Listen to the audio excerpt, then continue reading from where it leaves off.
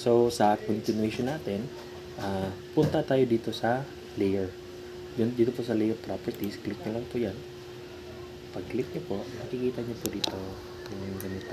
Yan. At right click nyo lang po, may nakalagay dyan new layer. Yan.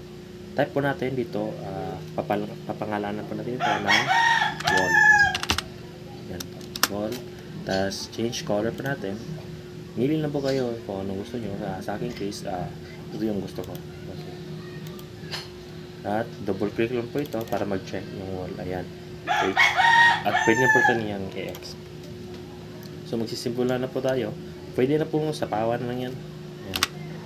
So sa akin, yung gusto ko, since ito natitira, 6 meters by 6. Ayan. Para po may bakante pa po dito sa harap. Yan po, 6 by 6. And ito po, pwede na po natin yung i-delete. Yan. Just click, delete, delete.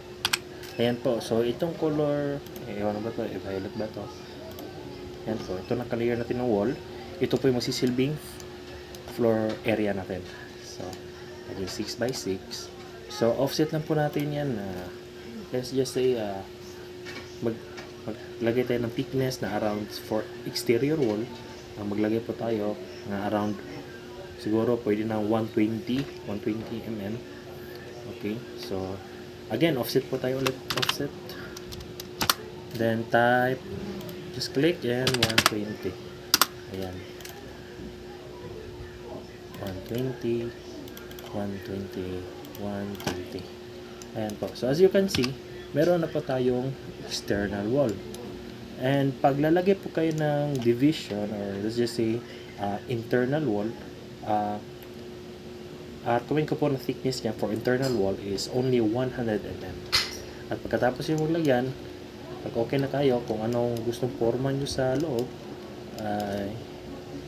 just command trim to erase the unnecessary line. Ayan.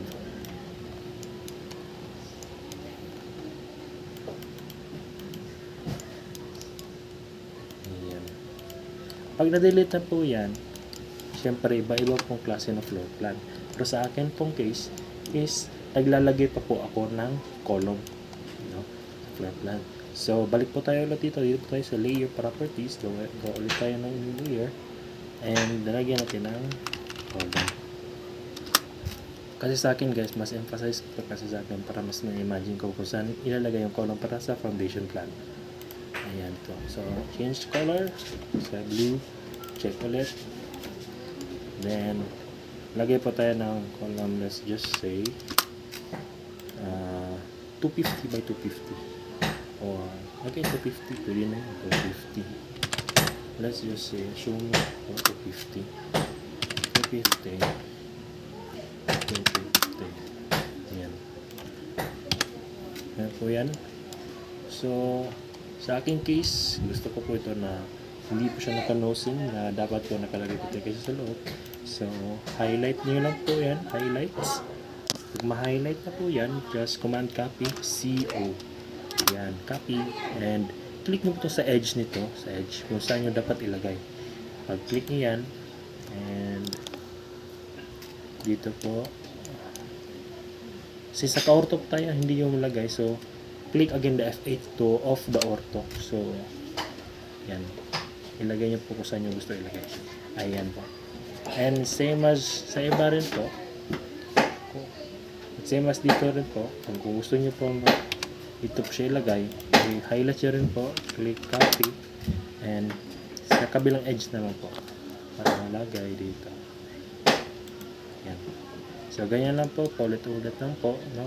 So, kayo na pong bahala kung saan nyo maglagay na kasi nyo gusto lagyan ng column.